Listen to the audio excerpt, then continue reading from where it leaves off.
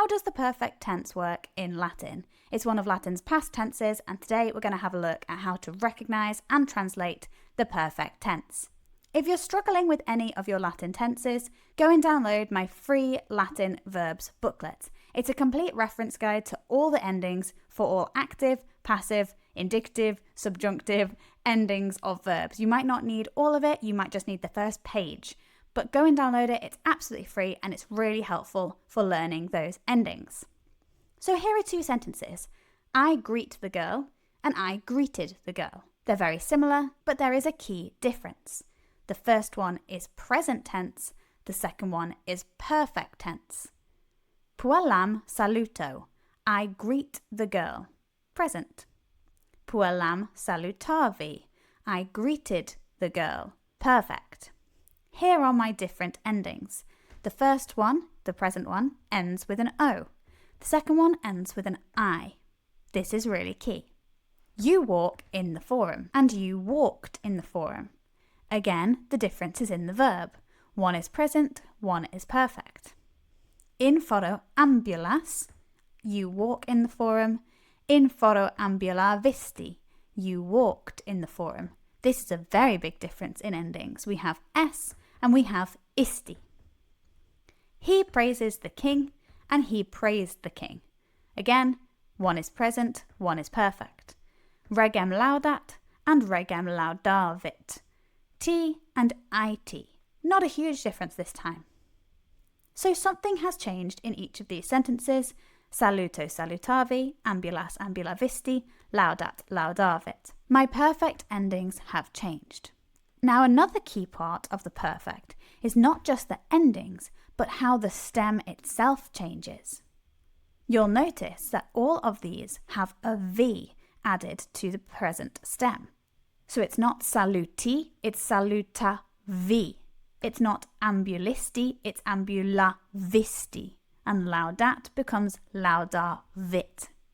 This is because the perfect tense is formed using the perfect stem and the perfect person ending. Let's have a look at saluto. In your dictionary, you'll see it like this. Saluto, salutare, salutavi. You might also have a fourth which says salutatus. Ignore that for now. Salutavi is the perfect stem. It's what's called the third principal part, and it's really essential for when you are learning your perfect verbs. For salutavi, the purple bit is my perfect stem, and the I is my perfect ending. If I have a look at ambulo, it's the same. Ambulo, ambulare, ambulav, e. Ambulav is my perfect stem, and my perfect ending is I. The green part just changes based on which person is doing the verb. The perfect stem in purple does not change if you're talking in the perfect tense. Here's laudo, laudare, laudav, e. Again, laudav is my purple perfect stem, and my e at the end, my I, is the perfect ending for the first person. I greeted, I walked, I praised. These are regular verbs. Just for now, these are how regular verbs work. These are the person endings we've seen so far in the perfect tense. Salutavi, ambulavisti, laudavit. I greeted, you walked, he, she, it praised. But what if I want to say we did something or they did something? I need plural endings. Let's take ambulo as an example. The bits in red are my perfect person endings. Ambulavi, I walked. Ambulavisti, you singular walked. Ambulavit, he, she, it walked. For plurals, ambulavimus means we walked. Ambulavistis means you plural walked. And ambulaverunt, they walked. Each time my perfect stem stays the same, ambulav, and all I do is change the ending. E isti it, imus istis erunt. Get used to saying that, they're really, really important. E isti it, imus istis erunt. Now, we looked at regular verbs. Now we're going to have a look at some changeable verbs. They are still the perfect stem and the perfect endings. However, their perfect stem might look a little bit different. Here is video, which means I see. Video, present. Videre, the infinitive. Vidi is the perfect. In this case, I haven't added that V to the end of the present stem. The whole stem itself is slightly different. Conspicio, conspicere, conspexi.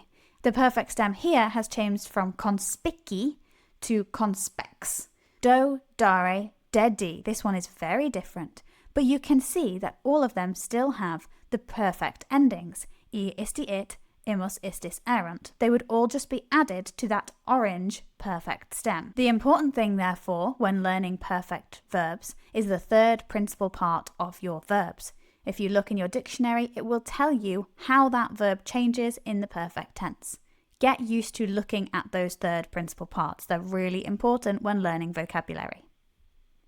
We sit in the street. We sat in the street. Again, I have two different tenses of this sentence. The first one, in via sedemus. The second one, in via sedimus. It's a very slight difference. The first one, sedemus, is with the present stem. The second one, sedimus, is with the perfect stem. So the present stem is sede, with an E. The perfect stem is sed. And the endings just get added on to those. So it's very, very slight sometimes, and you have to be careful. Let's have a look at these examples. If you want to have a go at them on your own, pause the video and press play when you're ready. If not, I'm going to go through them now. Number 1. Pueri puellam vocaverant. I'm going to look at the verb first because it tells me the most about the sentence. So at the end of my sentence, vocaverant is my verb. It comes from voco, which is at the bottom of my vocab list. Voco, vocare, vocavi. That tells me the ending I'm looking at is errant.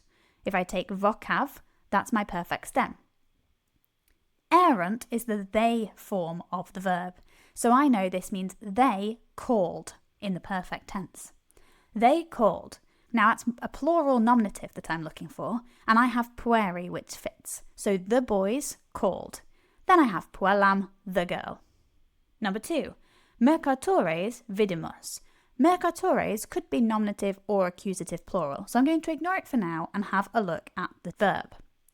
Vidimus is my verb, and it comes from video, which I haven't written on my vocab list because we had it just a few minutes ago. Video is I see, but vidimus is formed using my perfect stem, vidi. That tells me it's we saw, past tense. Now, mercatores is plural, and it could be we merchants saw, but I'm not being told what we saw.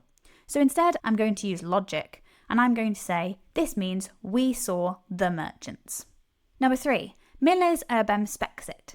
Spexit is my verb. It comes from specio, which is in my vocab list. Specio, specere, spexi.